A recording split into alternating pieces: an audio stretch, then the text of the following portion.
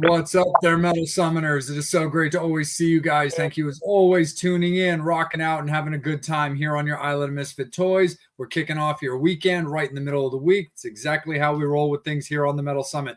We have got one of our co-hosts conspicuously absent as he is, recently trying to bond himself out from his recent appearance at the Korn concert, but maybe that one's for the late night version of the Metal Summit. We may circle back to that one later. But Psycho Steve, of course, Bill will be joining us shortly. We're looking forward, of course, to having him and having a good old time with all of us, with our friends here that are going to be talking about everything that they've got going on, how the 2025 has been shaping up, and how everything is leading into 2026. But welcome, Rahway. Thank you guys so much for kicking it with us this evening. Welcome to the Metal Summit. It is a pleasure to have you guys.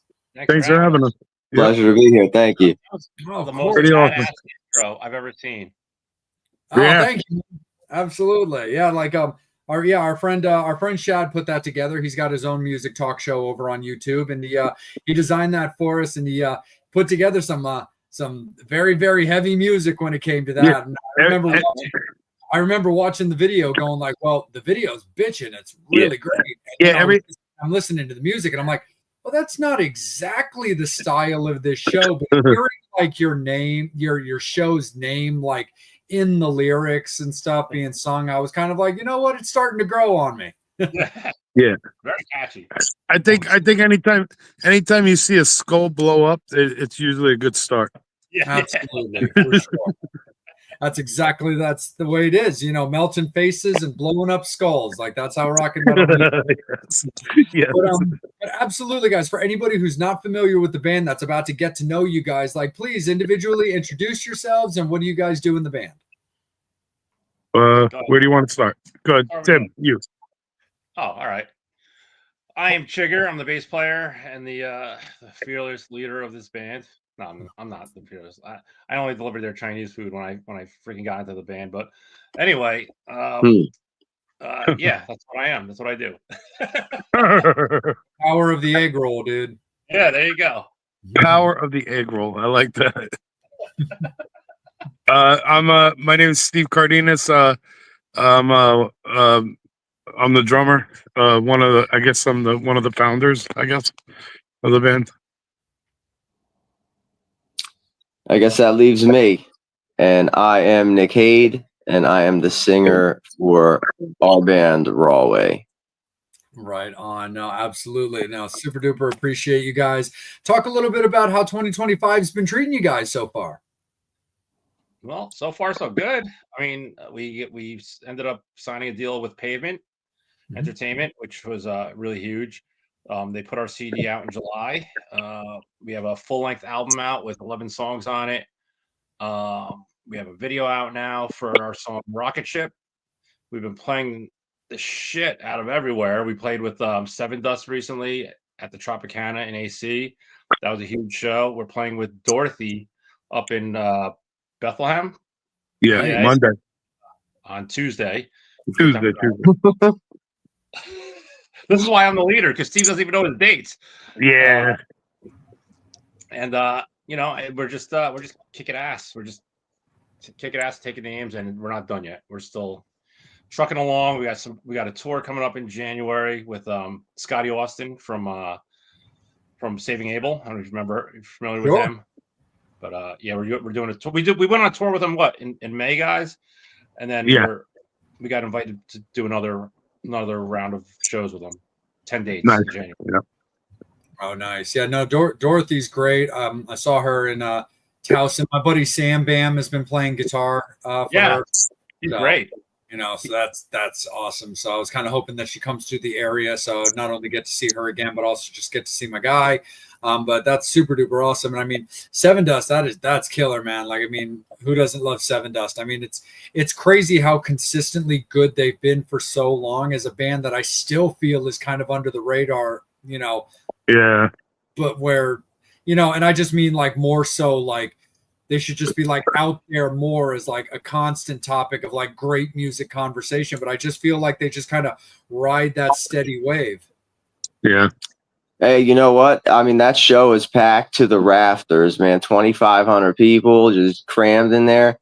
It was epic, man. It was so epic. It was so cool too. Like the second that I opened the doors from like the backstage area after we got off stage, it was like people lined up and like they're like, there he is. And I'm like, oh shit, what I do, like, and so taking pictures, autographs, all that stuff. And then it's like you get to like the next section and it's like you go to like try to hit the smoking section or something like that. Boom, there's like 10 more people there. You go up to the merch, see how the merch is doing, all that, so you can sign stuff for people that are buying stuff and whatnot, and like they take a bunch of pictures there, and like it's just like it was just like, I don't know, great vibe overall too at that show. I mean, the Seven Dust fans seemed like they are like awesome people. Yeah, LJ and those guys and Morgan and those guys were very accommodating. They're very friendly with us. Took pictures with us. I've known LJ from doing interviews with him and stuff like that. But the one of the funny stories from that night, Nick and I were going to get our cars, and like we were on the elevator, and everyone's like looking at us, and we're just humble. We were talking to everybody. We get in the elevator, and Nick gets out first, and I'm like, thank fucking God, I can't stand that fucking guy. Looking at me, go, really? I go, no, I'm just kidding.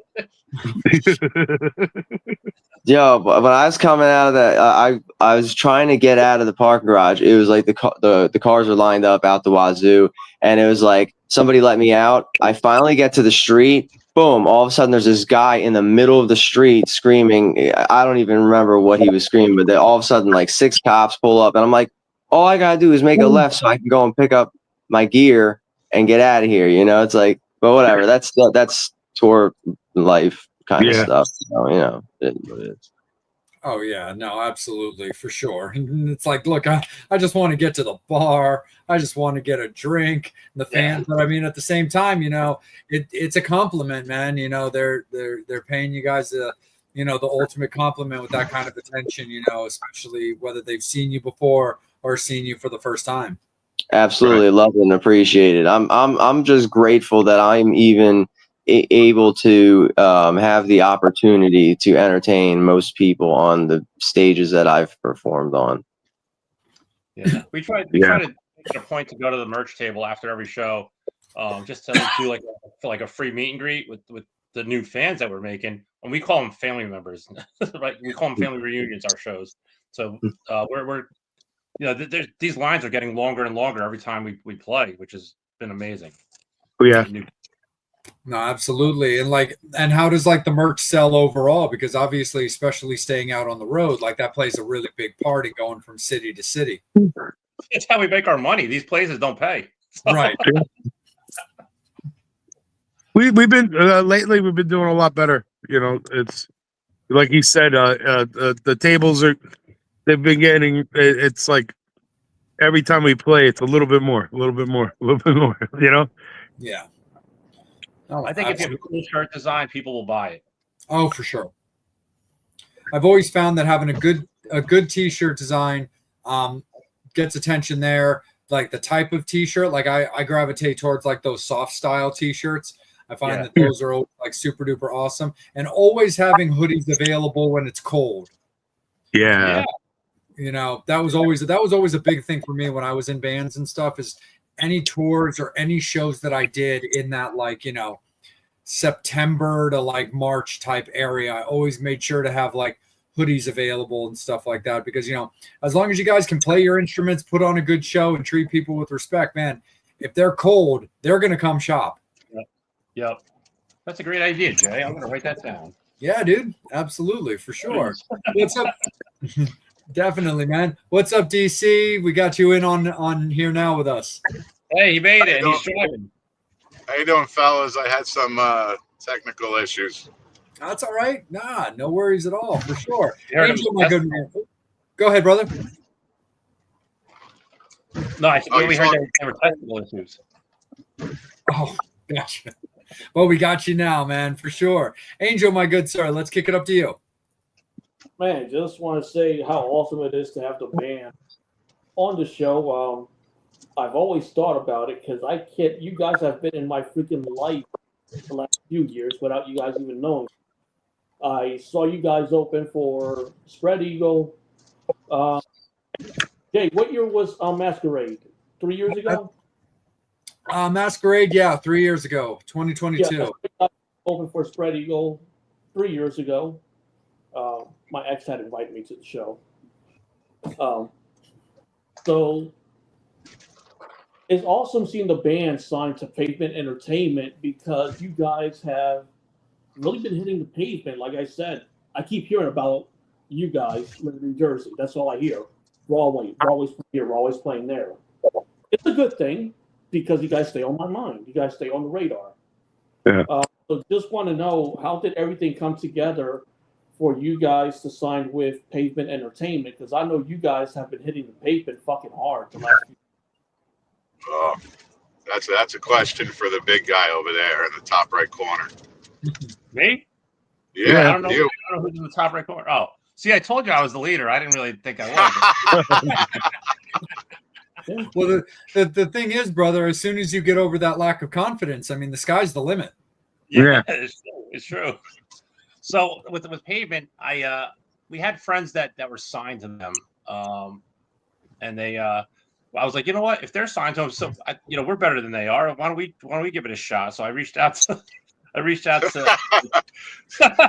Notice how he doesn't mention the friends. Yeah, exactly. They know people. So I reached out to hey Steve. These names are pop. These things are popping up.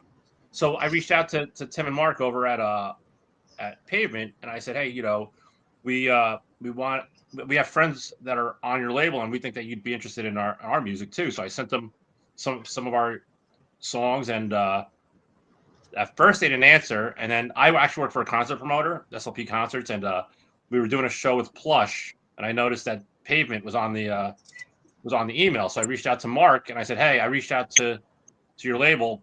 I just want to know what you guys thought of our band. Within like 15 minutes, I got an email back saying, yeah, let's talk. And they loved it. We within like a week, we had a contract in our mailbox, and here we are, July 2025. We have our first self-titled LP out with 11 songs on it. Nice. That's awesome, man, for sure. And when it comes to having like that kind of like release, especially with a label behind you. Sorry, Angel, I just kind of got my gears turning for a second. When it comes to like having that release out and having a record label like Pavement behind you for it, I mean, the excitement behind putting out new music is always going to be, epic enough.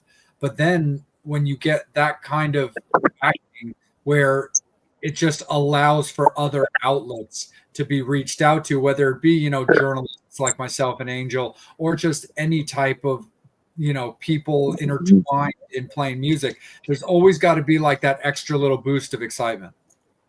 Yeah, absolutely. 100%. Yeah. Without a doubt. Yeah.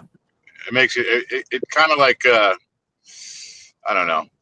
It's kind of like drinking a 5-hour energy drinks. You got somebody's got your back. Yeah. So you got a little clout. Somebody's giving you wings. Yeah, a little bit. Something. Right on, absolutely. Right back to you, Angel.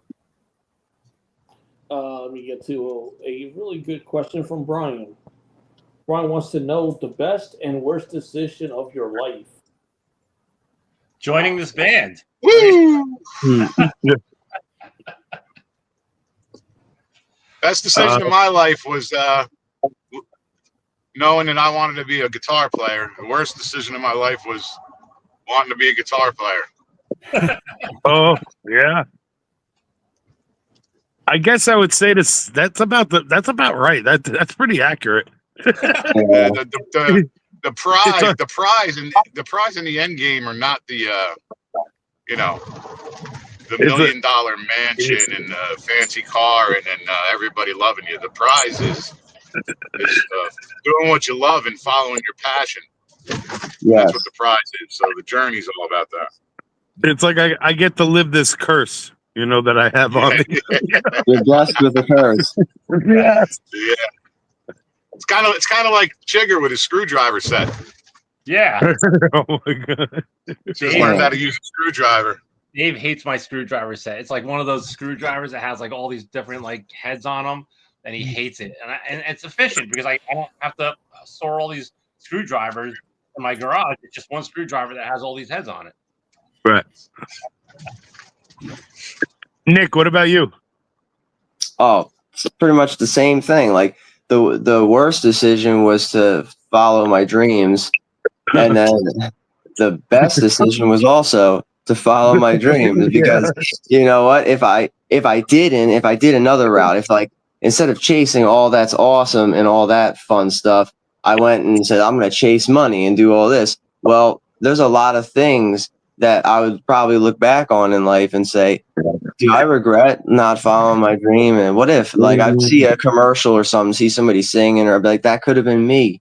What if I, had chased that my whole life, know? And I also would have met my fiance. I wouldn't have been on all these crazy shows and running around all these states with these guys and pushing people in the urinals and whatever, whatever happens, but it's just like, but it's what are you doing in the urinals? What are you doing? Yeah. Oh no! One time we were on tour. I don't know whether it was Florida or whether it was California, but like Steve kept on trying to mess with me whenever we went to the bathroom. So I checked him back, and gave him a little juke into the urinal. That's what you get, man. But it is what it is. But yeah. My same thing as what Dave said, pretty much. It's you can't look back on life and have regrets. You gotta kind of like, like you'll always play what if then, and what kind of life is that? That's like the anxiety thing, worrying about things that haven't happened yet, and then the whole depression thing, thinking about things in the past all the time, like.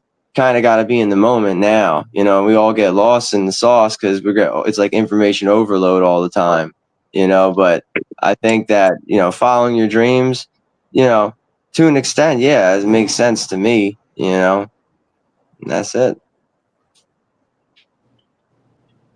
Cool. Nice.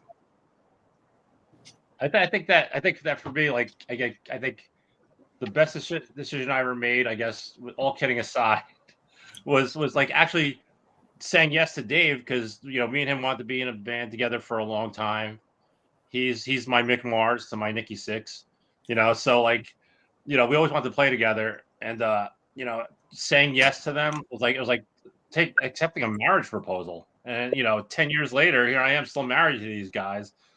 It's crazy. The worst decision I ever made was probably, like you said, like saying yes to these guys.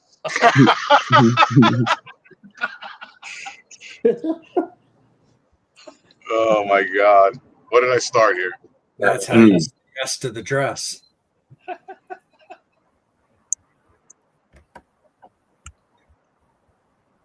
So what happened? Whatever happened to Psycho Steve? I don't know. Yeah, Steve, where the f are you? He's around here somewhere. It's like, Steve, your public wants you, dude. What's funny about Psycho Steve? Every time I invite him somewhere, he never shows up. He says he's going to be there, but he never shows up. This interview is no different.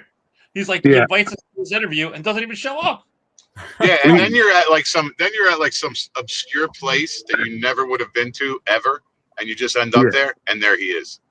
Yeah. Yes. You're right. You're right. He was at our CD Well, let's just hope he's all right. All right. Yeah. I think I've seen Psycho Steve once every 10 years. For Hanukkah, right? Pretty much, yeah. He was coming out of the Hair Club for Men clinic. Oh, snap. Like No. Steve. Keep rolling. It's all you, Angel. Thanks a lot. Yeah, I don't do apologies. I've always been curious to ask the band this question, and I wanted to ask you guys this 3 years ago, so I finally get the chance to do it 3 years later. How did you come up with the name of the band? Oh, long story. Let the brothers Dave. answer that one. We had a different name at the time, and we were working with producer Jack Douglas, and he didn't want. He said, "I'll work." See, we were working with Stan Vincent first,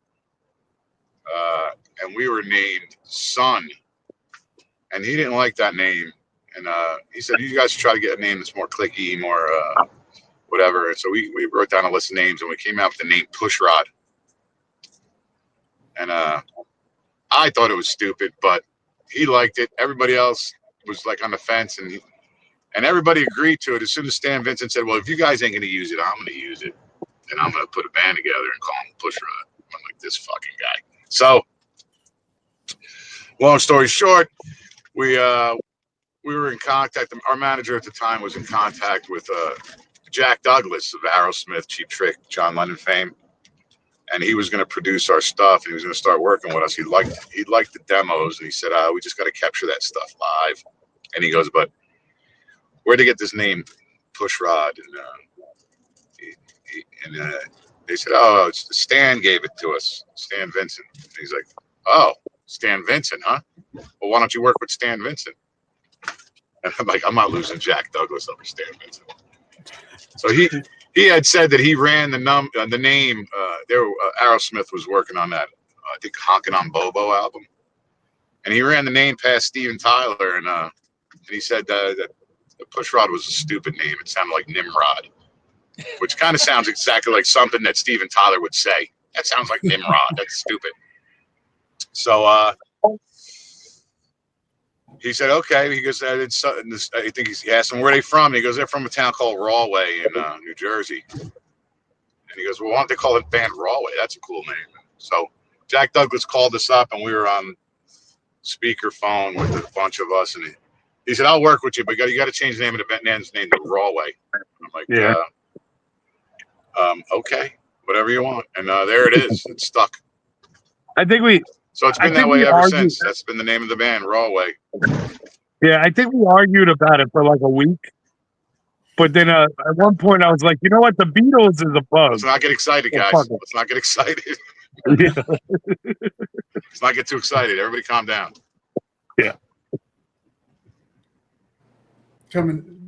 Being told that your original name sucks by people who are going by an Aerosmith when nobody even knows what one is. Yeah, I hear you. Yes. Yeah, what is an Aerosmith? Well, Is this- think about it. What's it's a Smiths. So that I don't know. Arrow is air, right? And Smith would be somebody that produces something, right? Maybe they're producing air. I don't know.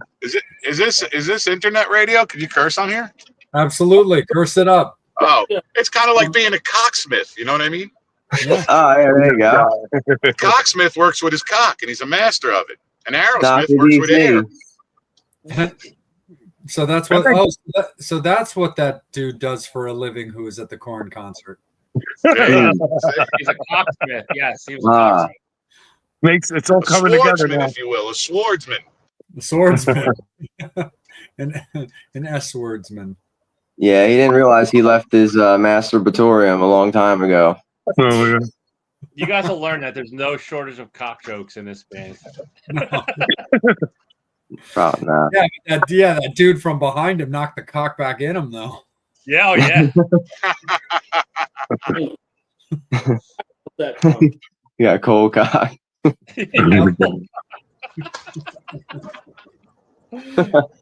There was a whiskey company called that too. Yeah. Yep. Yeah.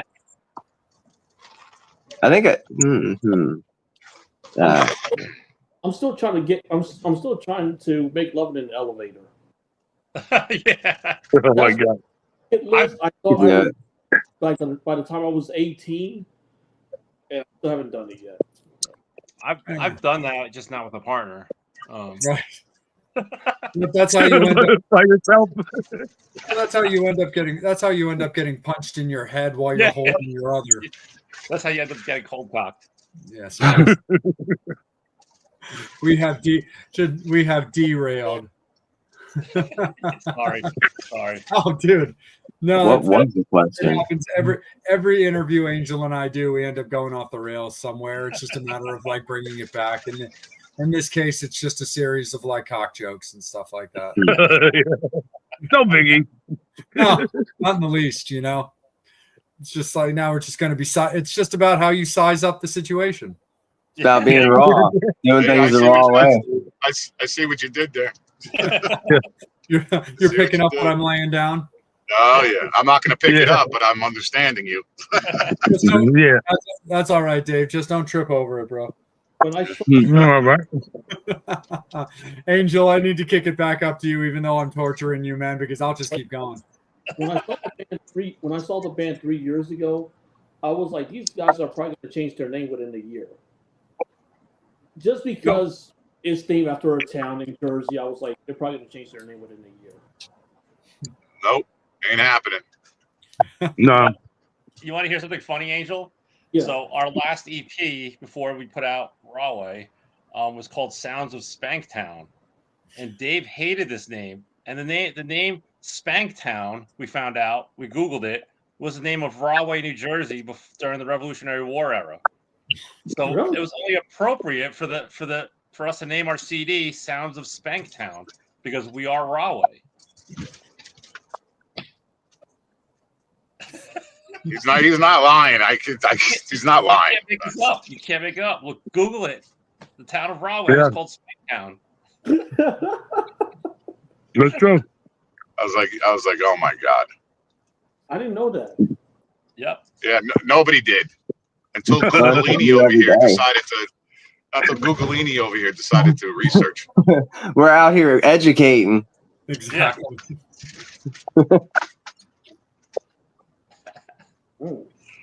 This is like that. This right here reminds me of the scene in Wayne's World where Alex Cooper talks about the history of Milwaukee. It's Milwaukee. It's Milwaukee. Just ask Dave what kind of head he uses for his guitar cabs and all that stuff. He'll give you a story. Yeah. Jay, You want an Alice Cooper moment? Go ahead, Dave. Oh, you want me to actually answer that? Yeah. 1969 100-watt super lead, Marshall super lead. Nothing like it on the planet. Rebuilt time and time again by myself and by the late Dennis Keegan. God rest his soul. It is.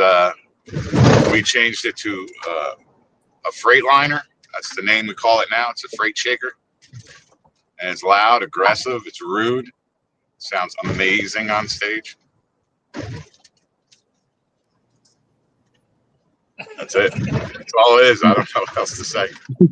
Your Alice Cooper moment. A what?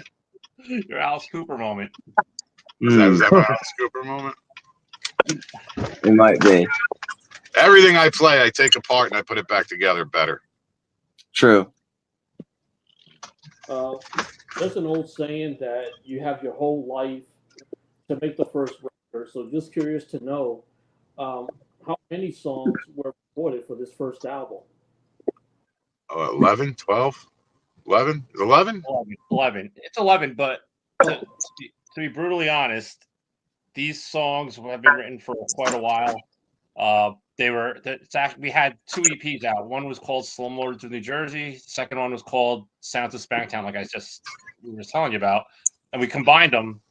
So that we told the record company we want to combine this record out because locally it resonated with fans around this area.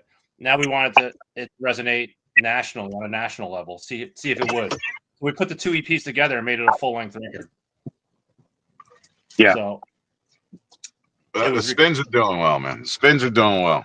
yeah, we're trying to get a lot of spins with Rocket Ship. Everything was recorded with Mike Orlando in Staten Island at Sonic Stomp Studios. Mike Orlando, the guitar player from Adrenaline Mob and Category 7. And it's been kicking ass, Yeah. I couldn't be happier. I saw the numbers the other day and I was very ecstatic. Bro, could you say that with any more emotion? Well, I could say this about our friends. Our numbers are better than our numbers will kick your numbers ass.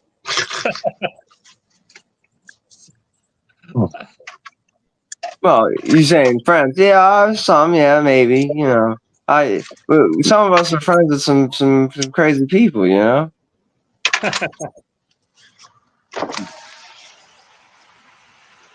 But hey, man, we're all running the circuit, man.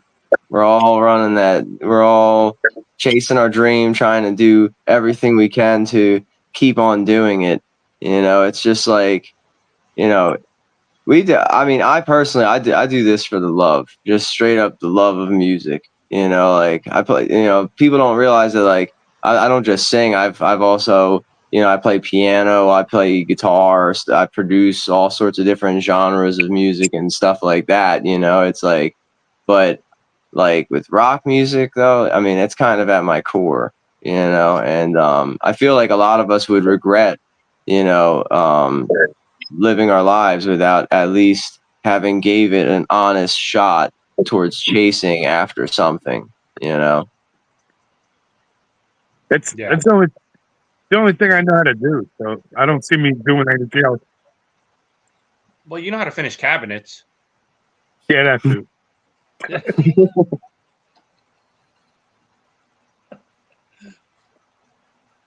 but that's what I love about. Like I said, I'm somebody that saw you guys years ago, and it's just being in Jersey. Keep hearing about you guys playing here, playing there, and everywhere. But just to kind of see you guys sign to Pavement Entertainment, because we're familiar with them. We always have Pavement Entertainment artists on the show through their publicist. Right. Just like super happy and excited for you guys to finally get signed and see you guys going out on tour and seeing you guys playing outside of the region. Yeah. No, that means a lot. That means a That lot. means a lot. Yeah, we don't like to play just locally. We want to, the support isn't what it used to be. So we need to get out there, get the name out there. We've been working our asses off, and it's good to hear you say that you've been hearing a lot about us because that's what we were striving to do. Is just I always tell these guys it's all about the branding, and if someone sees your logo, at least they know what Rahway is. It's not just the city. It's a kick-ass rock band that's out there. So make them know who the fuck you are. Yes. Exactly. So it sounds like we're doing our job. So I appreciate that. Yeah. There's a lot of good things involved. I know every year when they have Exotica, the after parties at the strip club in Rahway. You guys know where that place is, right? Where was it? Where was this? They have Exotica like every year in Edison, the after party. Oh, Exotica. Yeah. Oh. Yeah, I covered that event. I bet you did. What'd you cover it with? Yeah, really. I've been covering that event for like 10 years. You're a dirty little boy.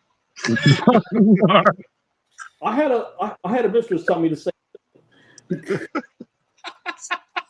Getting yourself into such a sticky situation, Angel. Oh my God! Look what he did again. He did it Literally. again. Hey, look what I bought from Amazon for next month. Yeah.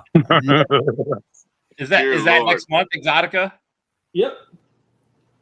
And it's coming to DC in December. We're trying to host an event at a strip club down there. Oh yeah. Jay, you know you want to come. Oh, Is that an invitation? what just happened? Is that an invitation, a request, or an execution? Well, nah, that's not. 2012. That was like the Sabooter film, man. Shot to the head. Dude, it's just like a shot in the mouth, dude. I mean, like, Oh, Speaking of Jay, it's back to you, Jay. oh yeah, just hit me with it, bro. No, like when it comes to, everything that you guys are accomplishing, everything that you guys are looking to execute when it comes to this band, when you look back at like where you began and then through the EPs and now with the release of the record, how have you seen the trajectory of the band leading into next year with what you're looking to continue onwards and upward with? well, I don't think we really think that way, projection wise. I know we're starting to just dabble and trying different riffs to come up with new material, so that the process never ends. It's like yeah, this is in the can, it's released. Sony Music, Pavement Entertainment, everybody's doing their job, we're doing our job. So we're growing the product, we're growing the band, we're having the time of our lives, but the process never ends. So thinking of the future, we have to write more music. We just keep on writing more music. So we don't really concentrate on that part of what you're speaking of. We let our manager and our media guy and all the guys in the 18 crew who we love very dearly, who do all this work for us, we let them run that ball, and they help us out tremendously and push and push and push as well as we do. But like at the end of the day, our job is to like write music, make sure that we're a well-oiled machine. Because like now, rehearsals, with the exception of like dabbling in new music, the rehearsals are all business. We go in there and we hammer out our set like a machine, because when we get on stage, we want to be on autopilot because we want to make everybody feel comfortable. We want to make everybody enjoy. We want to make everybody, we're having fucking fun up there. We want you to have fun watching us. Yep. Absolutely. No, for sure. When it comes to how you guys put out music, do you see your guys a full release type of band? Because there's a lot of back and forth and it's different strokes for different folks. But when it comes to the release of like music for you guys, do you find like periodic singles to keep new music fresh in people's brains, that you guys are still putting out new music is on a level of stuff you like to do as opposed to kind of saving it up for like an ultimate release? Yeah, it's rare. It's very rare. Yeah. What was that, Chig? That's the great debate. Everyone, there's musicians out there that would rather just stay relevant and just put music out, singles. We've done it. We've done that. We've put singles out and then said it. Here before we put out our EPs, we slowly release single by single by single and then put it out as a EP, as a whole. Yeah. With this record, we didn't do that because they're just two EPs combined. Yeah, there's too many bands out there that'll just put out one song, and you don't hear from them for a year. Like, I mean, what are you doing? Like, for the majority of the band, and I'm not speaking for everybody, I'm just speaking for myself, but for the majority of the band, I truly believe we still hold dear the vein of, oh man, the new AC/DC album's out, the new Black Sabbath, the new fucking whatever, Iron Maiden. The new album is out. It's the album. They didn't put out singles back in those days. You know what I mean? You got the whole album, and then you smelled it. You took the record out, you put it on, or a cassette or whatever, and then you listen to the whole thing, and then and that was the enjoyment of it. We don't really work like that, and and in the writing process, writing a single, like you just spent all that time and money, and you just worked on one song. Get out of here, you know. And any band that says that we wrote 100 songs and we picked 13 for the album, they're full of shit. They wrote 13 songs. Right. Yeah. I've been hearing that for like since the beginning of time. Yeah, we wrote 50 million songs for this album, and we had to sit down. It was really a hard struggle to pick out the top 13 for this album. This one barely made it. Bullshit. You got 13 songs? You recorded 13 songs. Yeah. Yeah, because I remember back in the 80s and 90s, bands would say we wrote 30, 40 songs. Yeah. Bull to the shit. But then again, they might be right because you know what? You go to the Kiss convention and you see like these like B-sides or stuff that got trashed. Like you buy it, bootlegs of them, and there's like 30 or 40 songs on there, and you're like, whoa, why aren't these songs make the record? So they are out there. Yeah.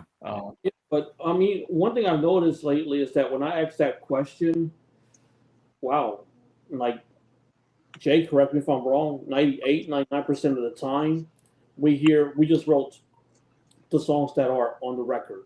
Yeah. Right. They have had one song that just did not make it because they just gave up on it. Yeah, I'm not. We never said that. Like, there's definitely bands that will put out like an 11-song record and wrote like 13 songs and stuff. I believe like stuff like that is more believable, as well as like they'll put out like that B-sides thing, but I don't believe, like Dave was saying, like I don't believe that it's one of those situations where because they've recorded this massive amount of songs and then had to decide. It's a B-sides release because, if a band's got like 6 records out and have 2 songs that they scrapped off each record, well, then there you go. You've got like a, 10, 12 song like B-side album.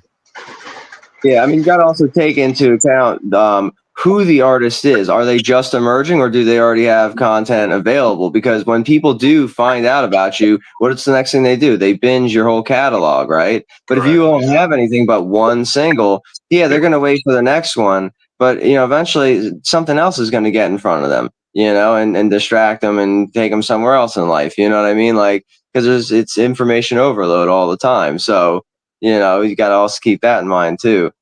Well, by the way, we rate nothing but hits anyway, so it doesn't matter. It's just massive. So. Absolutely, for sure. Nothing hits harder than Rahway. By the way, I just saw Psycho Steve freaking post something on that. Yeah. On the chat. What the fuck is he?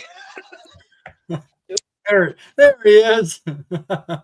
Is he saying that he's at a Dead Pistol reunion? Oh no, he's saying that'd be in the future. If you send that to the past right now, that'd be insane. Steven Tyler wouldn't like it.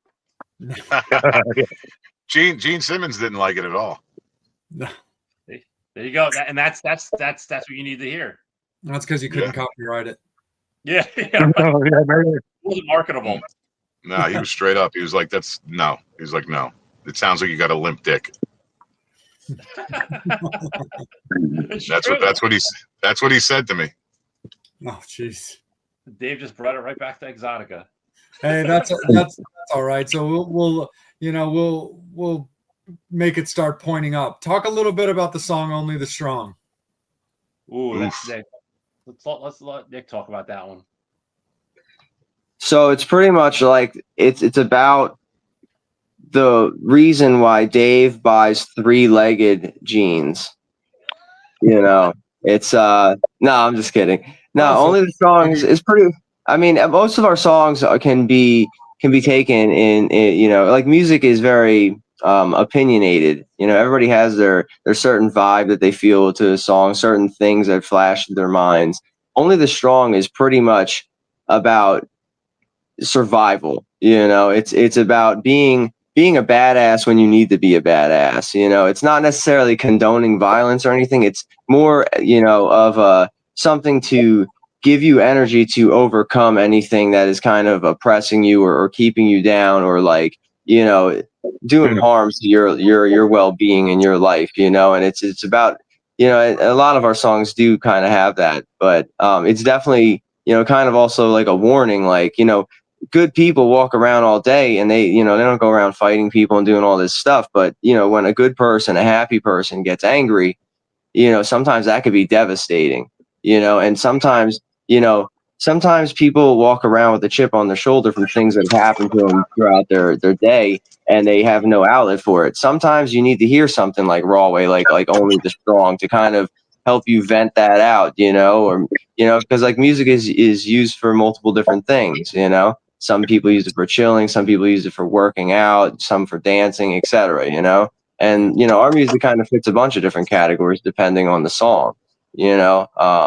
but I would say Only the Strong is pretty much just about having that, just being a badass, For sure. Yeah. Absolutely, definitely. And Nick, you were talking earlier about, playing multiple instruments and other things like that. How did you land on vocals being your instrument of choice? Well, I mean, I always sang like since I was younger, but really when I was in college, I worked as an EMT for 13 years, and during that time, there was these grand pianos that were around this one building. And one day, I'm looking around, no one's around. I start playing it, right? And next thing you know, I stop, and there's like 100 people around me, just like clapping and going crazy. And I'm like, they're just clapping because I'm in uniform, playing the piano, whatever. So I did it a couple more times, and it just got crazier and crazier. People started coming up with like some way over the top kind of like compliments, and I'm like, maybe I have a gift or something. And like one person was like, I've been playing my whole life and I've never seen dexterity and agility, like that. Like, do you even know what you're playing? I'm like, no. And they're like, you should probably learn, like I was like, oh, okay. So I had switched majors in college to music as my major, and I went piano and voice. And so when I took vocal lessons and everything, like some of it's like group singing and things like that, that's when they tested our ranges, and it turns out I had an E2 to G6 range. It's just, I'm a lyric baritone, so I have 4 octaves that I can sing. And since I always wanted to sing, but I felt like it was like, I don't know, I felt like everything's oversaturated. There's like, there's a million singers out there, there's a million guys better than me or this or that, but like, I don't know, like I it's kind of like, I watched my brother who was a musician, he was an artist. He had like he was in a rap group that like sold out shows to fire codes and shit like that. And I remember I was young, I had the camera, back when you had the camcorder up top, and like, I'm recording some of these things and I'm looking at seas of heads, but nobody came out and offered him a deal. So like at that point in my life, I was like, music, no way. I'm not betting my life on that, but like somewhere when I just like somewhere when I made that, I don't know, it was like a switch went off in my head, like when I realized that I had, I don't know, I guess natural talents that I could hone from something, raw into something like much more evolved, but there's also a thing with like, you can get classically trained and all that, like I was, and do this and that, but there are certain techniques and certain types of voices and things that, like the timbre of your voice and the bone structure, the how did you smoke cigarettes your whole life or this or that, do you scream, sing often, like how often are you yelling, blah blah blah blah blah, like all these different things that make up the quality of your voice, and it makes it unique to you. There's people that'll sound similar to you and people that can try and mimic your voice, but it's still not going to be you because you're just built different. Everyone's built different, and I think that that and like my whole life, I always had this thing where like I would do something crazy and it would just get a little bit of attention, whereas like it felt like everybody else under the sun was getting the attention. And sometimes I had something important to say, but nobody was listening. So, I got tired of being, like, oh, that's Chad's friend, that's Hoya's brother, that's Skip's son, that's Tony's son, that's, I was never Nick Haid, and I think somewhere along the lines as I got older, and once I, made it through high school and like all sorts of crazy things that happened to me, I I think that I wanted my voice to be heard, and I wanted to talk about things that kind of come from inside here, from all the damage that I've just had to take all 38 years of my life. I wanted to look, and find out if there's anybody, like, how many other people are out there that have similar or worse, like, because I'm grateful, for everything I have. I mean, I've almost died 12 times now, so it's like my perception on life is, it's a little bit different, but I think having my voice heard and my thoughts being able to be put out there and to make kick-ass theme music because theme music to like people's lives, like it's just that, and to just get people excited to snap them out of this mundane life that we're all, trying to get away from, like to bring life back to life, like being raw, doing shit like that's what Rahway is all about, and that's why I also feel like me using my voice in at least the capacity of Rahway works out, and I think that we do have a little bit of a unique sound. There's a learning curve sometimes, because we don't really sound entirely like anybody. I don't know if any of you know, but when you don't sound as much like anybody else, that's not easy to market. When you're like borderline like original sounding, it's like, it's a really tough road. Like a lot of people we know have already gave up. Probably even 5, 6, 7, 8, and 10 years ago. Some people hung it up already. But you know what? We're still here. We're still going. Yeah, man. Did you ever put any thought into like hitting up any of those like vocal TV shows that when they were becoming like heavy popular and stuff like that, just considering you had such a unique tone and range? Nah, man, I was trying to do a lot of things at once. I was trying to make I think I had serious FOMO or something when I was younger. Like I was doing everything so while I was going to college, taking, get this, 22 credits per semester. I was also working a full-time job. That one as an EMT at the time, that was full-time on Friday, Saturday, and Sunday, just those 3 days. So on top of full-time school, like 8 a.m., 10 p.m. kind of stuff, I was doing all that. Plus, I was in 4 bands at the time, So and I also started writing this book that I've been writing for the past, I don't know, 20 years or whatever. It's about my life, and all this stuff, but whatever, who cares about that? But yeah, I lost myself there. I talk way too much. I'm sorry. That's all right. Nah, dude, it's all good. No worries, man, for sure. He was like Angel, he was like Walt Whitman. It's like, you're gonna look up at the clock, but I'm gonna stop talking. It'll be 2 a.m. Like, wait, what happened? It's funny that you mentioned this the singing show, because Rahway actually had a singer that was on The Voice. Oh, really? Yeah. What was his name? Manny Combo? Yeah. Yes, sir. He didn't win, but He he didn't was win. on it. You got buzzed off, or whatever the term is, or whatever. I think he made the first round. Oh, okay. He did well. He's talented. Yeah, he's a good singer. Yeah, no, for sure. Right back up to you, Angel. How's the belt? How's that belt? How's that belt? the Marshall. You know what? I tell you what, I'm wearing the Marshall right now. And nothing for nothing. That belt is doing really good. If you ask Dick, Dave's got a lot of weight to hold up down there. So It's a lifetime belt. It's expensive, but it's worth it because it's a lifetime belt, guaranteed. American made. And he's not even saying that because he's endorsed or sponsored or any of that. He's just saying that out of the kindness of his own heart. Believe me, I didn't want to put out that money, but you buy that $12 belt from Walmart, lasts about a month. You buy this $100+ belt from hanksbelts.com.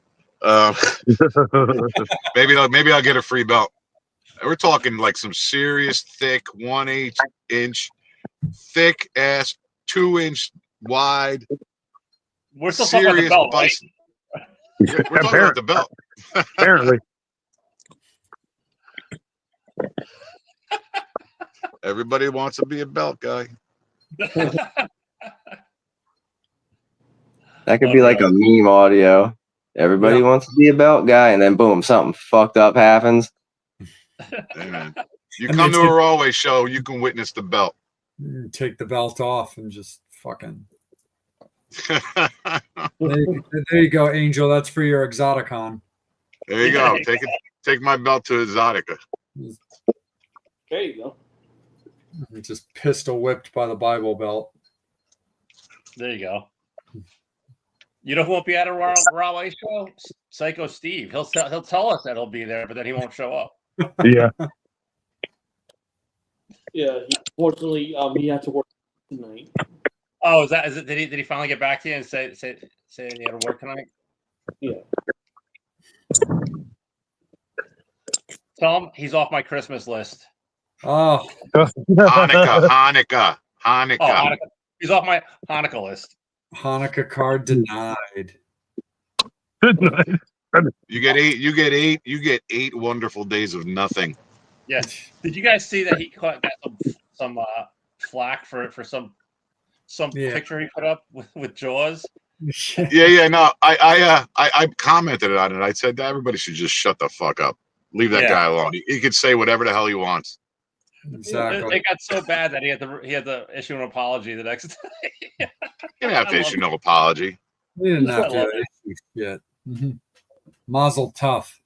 Exactly. Mazel tough. I love that guy. Just wish he would have showed up tonight. Who doesn't love Psycho Steve? Yeah, right? Psycho Steve for governor. That's my tribesman right there. That's my tribesman. He keeps threatening to put us on shows and tours, but again, Yeah. haven't seen him. Hey, don't worry. He promised to book me for a strip club gig, and I'm still waiting. Oh, all right. Oh, He is the strip club gig. Actually, he's promised to put us on this show for years, and you finally got us on. So thank you.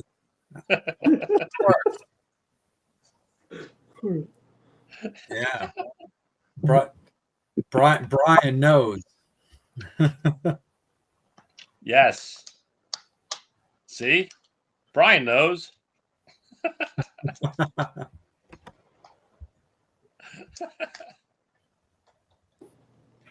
I'm gonna keep it with you, Angel. As for you guys got the U.S. tour that kicks off in January. So besides that, what else is going on with the band that you guys can talk about? there's all kinds of behind the scenes stuff going on, like decisions being made about merchandise and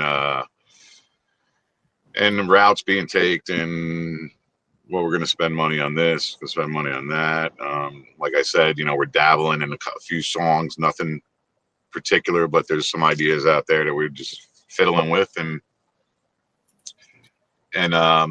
like I said before, like I stated, practicing so it's perfect, and we can go out and play on stage on autopilot and just have the time of our lives. Yeah. We're getting offers to do like buy-ons and stuff. We just got one today. We're still trying to figure that one out.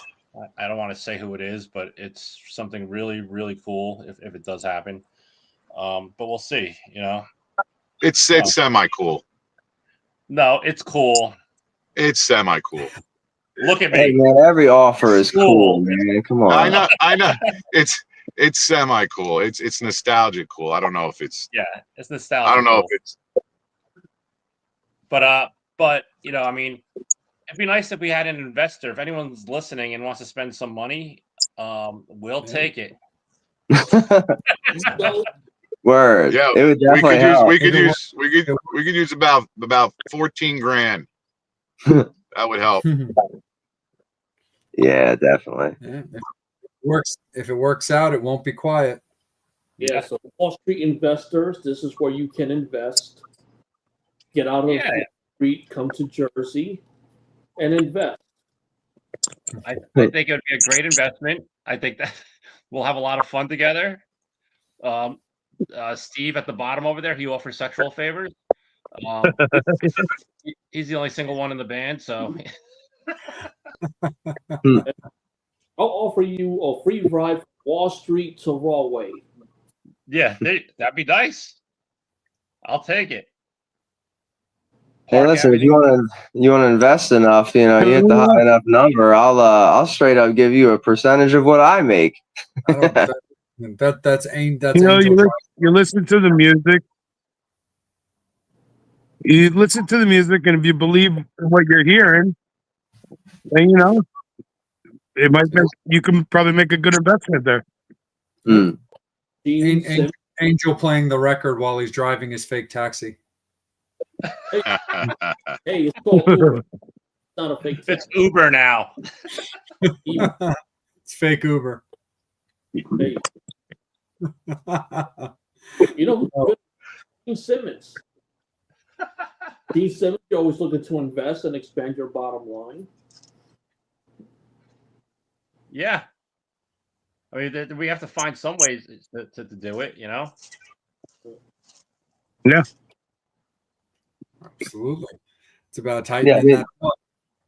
There's a few different ways you can kind of expand on that, though. I mean, like as far as different like ways of a band making money. I mean, yes, if you have a fan base, then you could try crowdfunding. You could try higher ticket items like private shows. You could try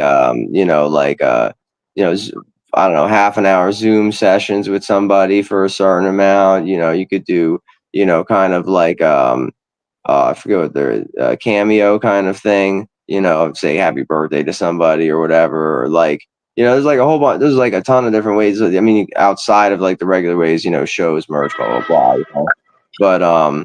But yeah, I mean, like we just got to continue doing the behind the scenes work that DC was talking about and continue plotting and planning. Cause I mean, that's one thing since I joined Rahway like 10 years ago or whatnot, like I've noticed is where it's definitely like a machine, it's all like clockwork, like every week, we are same day, same time, we are on it, and if need be more, so like, it's every time we meet up, we make more and more progress, and now that we have such an amazing crew with like our videographer, social media guy, with our manager, our 4 or 5 roadies, it's like, but yeah. No, absolutely. The family. 100% for sure. Absolutely. From the band to the fans to everything in between and all the people that are like working it behind the scenes for sure. Absolutely.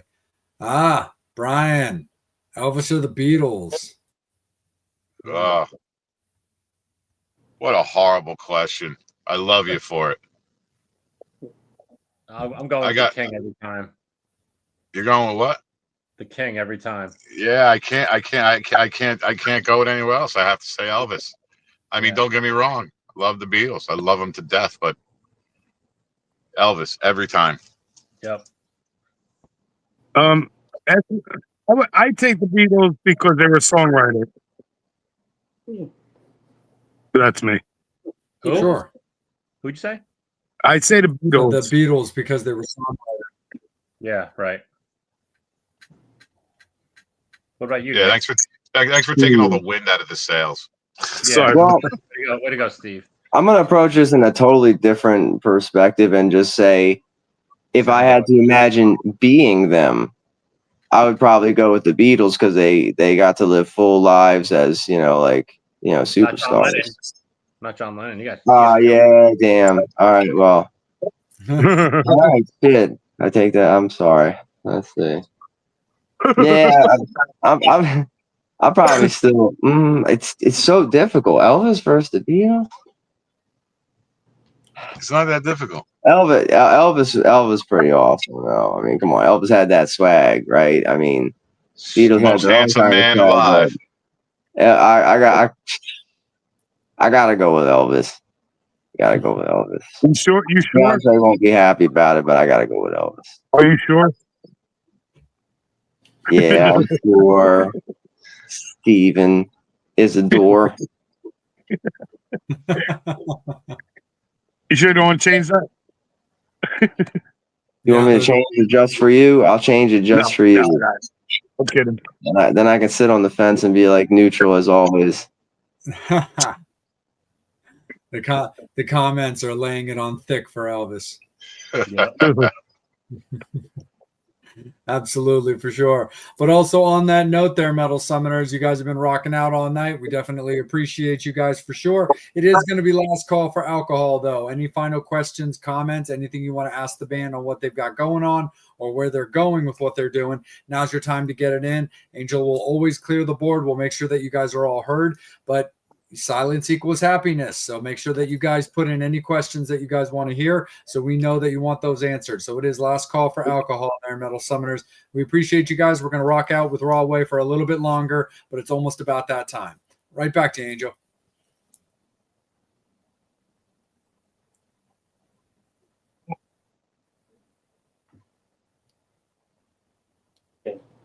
Oh, here's the response.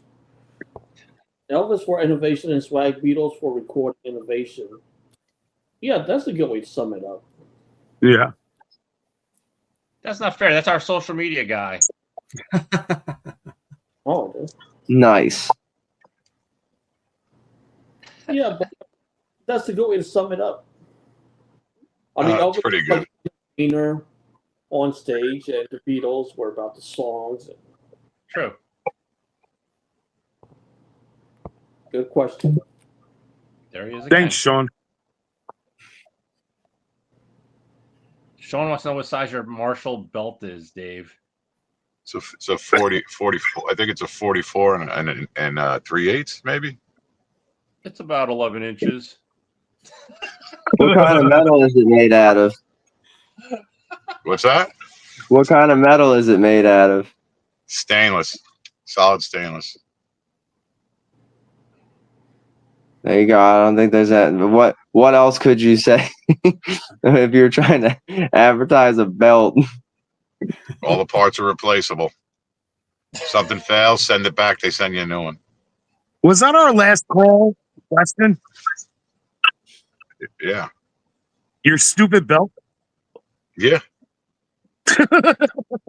It's so stupid that people asked about it. No, your social media guy asked about it.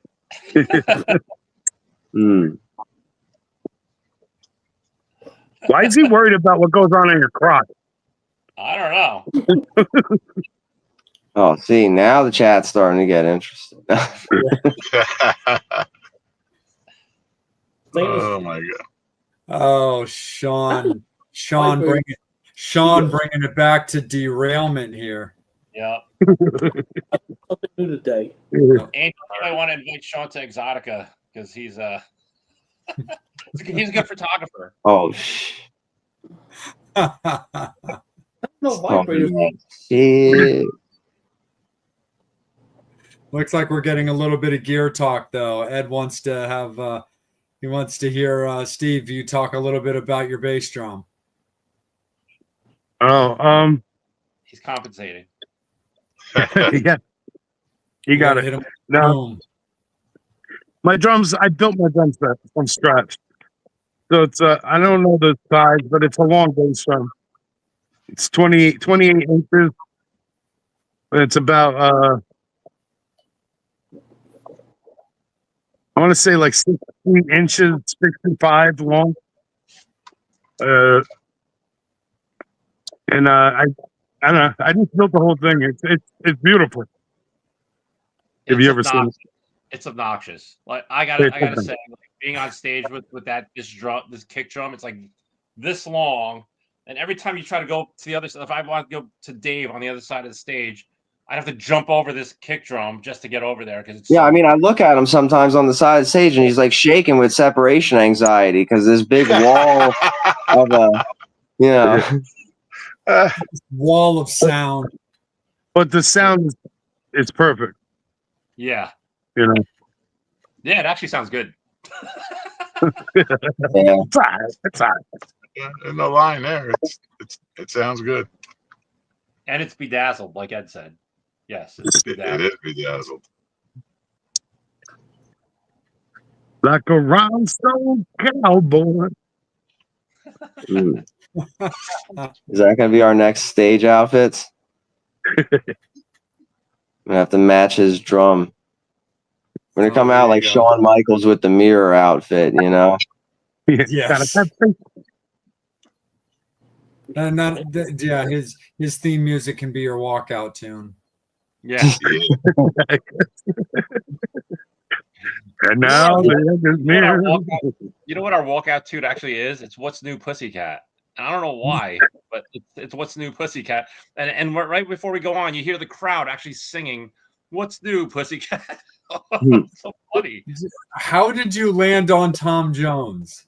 I have no idea. It just happened. that's my fault. My mother is a huge Tom Jones fan, so that was one of her favorite songs. Oh wow. Yeah. Oh, Ed's bringing back more competition for Elvis. Wants to know if it's Elvis or Glenn Campbell, and I still say it's probably Elvis. Yeah. It's the same answer, Ed. Yeah. Way to go, Ed. Elvis is the king. Glenn Campbell is a phenomenal songwriter. Phenomenal. Not taking that away from him, but it's always going to be Elvis. Ed. No, it's a good question. Brian, maybe Craziest taboo. Everyone on this band is on recovery, so. I don't think we got enough time for all these stories, man.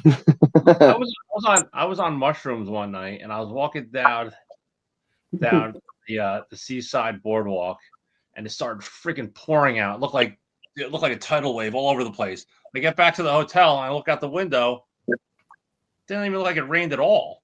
So I was like, was I hallucinating, or did that really happen? And everyone I was with, they were soaked. Everyone was soaked, and then they looked at me, and I was totally dry. So I have no idea what happened. You weren't invited to Exoticon. No, probably. No bukkake for you. No bukkake. Wow, the bukkake. Is Brandy Love at those things, Angel? That's it. Those conversations are the 11:30 episode of the Metal Summit. Oh, sorry.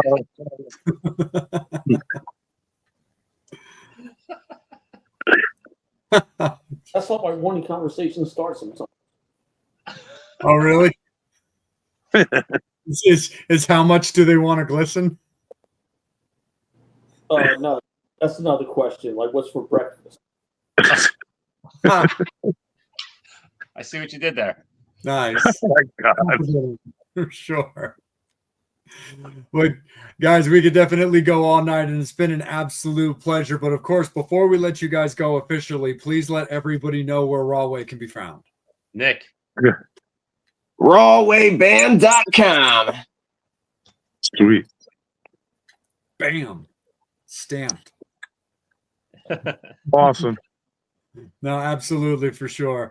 And we really, congratulations, you guys, on the upcoming tour when it comes on in January. And also best of luck with the tours and the conversations that you're having to stay out on the road to continue to play for us, for sure. Oh, we got one more. Oh, there you go. My wife dresses me. So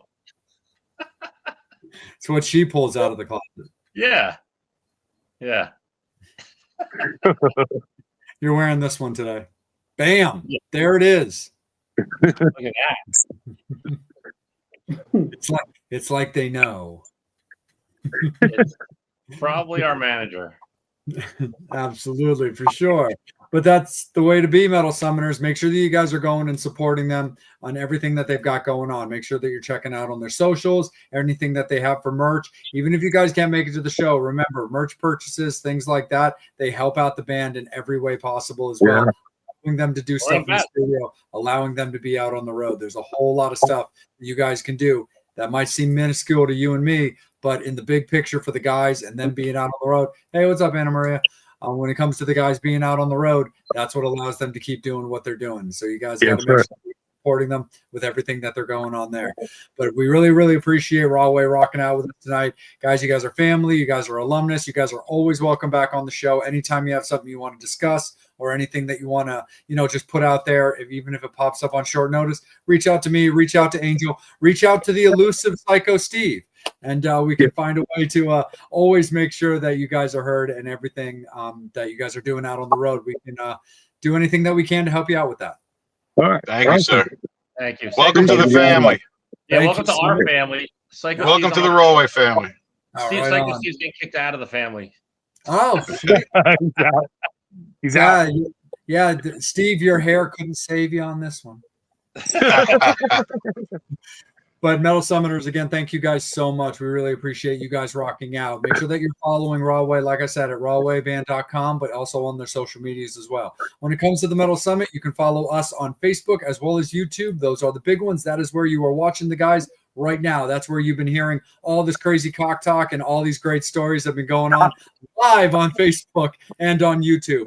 But if you also really like what we do and you really want to know what we've got coming up, please make sure that you're subscribing to the Instagram page for the Metal Summit, because all of our guest announcements come out there first. When it does come to the Instagram page, you can find Angel there. You can find him there at Angel Alamo 78, but you can also find him on Facebook as well. You can find me on Instagram at salem.vampire, but I can also be found under Salem Vampire on Facebook as well. But we really, really appreciate you guys showing the band so much love, so much interaction, and such a great time tonight. Thank you guys so much, Metal Summoners, because the show doesn't exist without you guys. Angel and I love having these conversations, but your guys' interaction is what keeps the show so fun, so flirty, and so continuous. So thank you guys when it comes to that. We're confirming our guests for next week. Guest announcement will come out over the weekend as soon as we've got everything good to go. Again, thank you so much, Metal Summoners. Have a great rest of your week. Have a fantastic weekend, and we will see you guys next week. On behalf of Rahway and on behalf of the Metal Summit, take care, be good to each other, and keep the horns up. As always, you guys have been watching the Metal Summit. Thank you. Thank you. Our pleasure, guys. Thank you. All right, man. Do well.